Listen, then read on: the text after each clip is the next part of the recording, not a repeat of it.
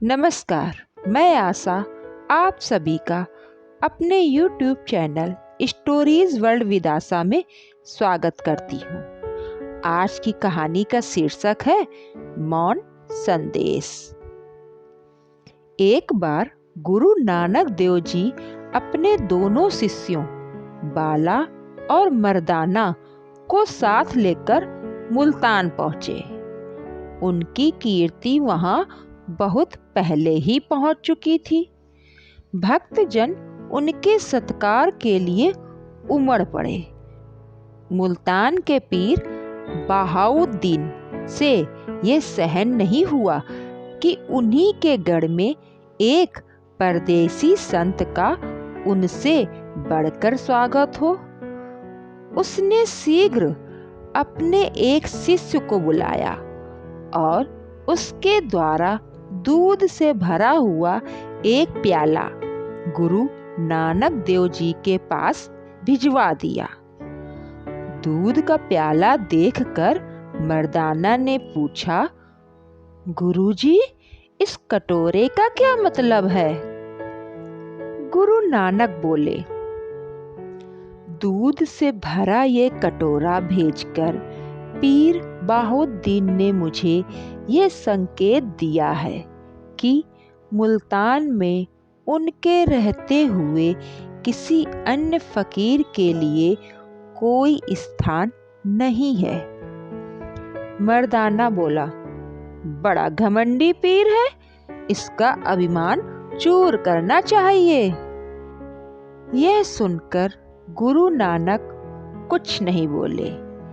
वे चुपचाप उठे और बाग से चमेली का एक फूल तोड़कर ले आए और उसे दूध से भरे कटोरे में डालते हुए बोले, मर्दाना, जाओ ये कटोरा पीर साहब को वापस दे आओ।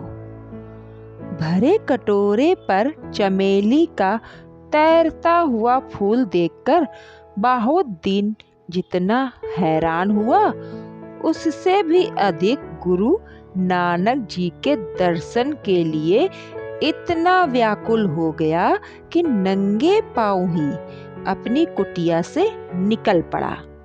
रास्ते में मर्दाना ने पूछा, पीर साहब, कुछ हमें भी बताइए, आखिर बात क्या है? बहाउद्दीन बोले, तुम्हारे गुरु ने एक छोटा सा फूल भेजकर नसीहत दी है कि जिस प्रकार इस नन्हे फूल का कोई भार नहीं, वह भरे कटोरे में पड़कर भी इधर उधर तैरता है और दूध को भी वहां से निकलना नहीं पड़ता है, उसी तरह मैं भी मुल्तान में कुछ दिन रहकर चला जाऊंगा। मर्दाना, तुम्हारे गुरुजी ने मौन संदेश से मुझे जो नसीहत दी है, ये मुझे वर्षों की तपस्या से भी प्राप्त नहीं हो सकती।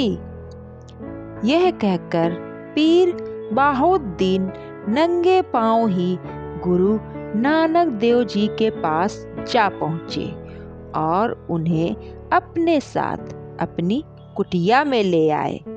गुरु नानक ने मुस्कुराते हुए कहा, एक म्यान में दो तलवारें भले ही ना समा सके, परंतु एक कुटिया में दो फकीर अवश्य समा सकते हैं। यह कहकर दोनों मुस्कुराने लगे। आप लोगों ने मेरे द्वारा यह कहानी सुनी।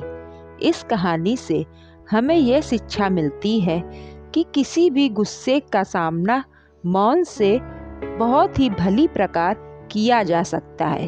यदि सामने वाला व्यक्ति बहुत ही क्रोधित है तो उस समय आप मौन नामक शस्त्र अपनाकर उसके क्रोध को शांत कर सकते हैं।